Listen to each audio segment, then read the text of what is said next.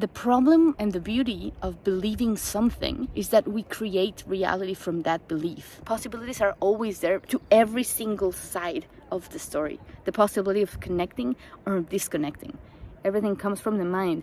I just want to remind all of us that we can experience beautiful connections and beautiful groups and beautiful friendships. It's something so important. There was a moment in my life not too long ago where I felt absolutely isolated. My entire perception of the world that it was impossible to have friends and impossible to belong, and it was so difficult to connect, and I felt lonely and I felt sad. I know that a lot of people experience this. We are in this constant hustle and bustle. I believed this story that I was telling myself for so long. I started carrying this narrative, this story, as the truth. Since that was my truth, that was what I experienced. And my mom told me, switch.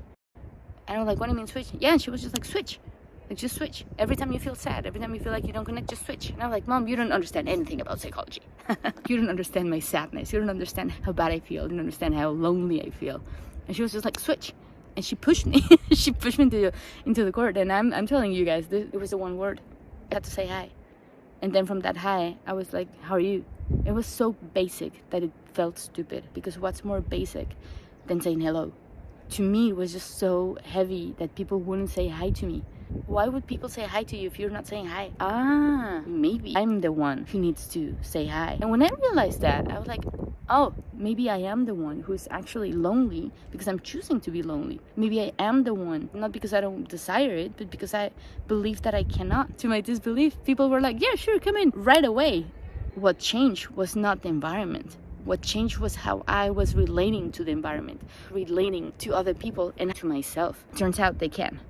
They can be completely different because things are as we experience them. Things are how we perceive them. We are what we believe we are. I'm craving connection. Maybe that person wants it too. Maybe not as bad as I do. Maybe worse than I do. But we are all surrounded by connection. No one is alone. Shift from one state to the other one, even if it's for a little moment. The more we practice the emotion, the more we believe it, the more we embody it, the more it becomes part of who we are.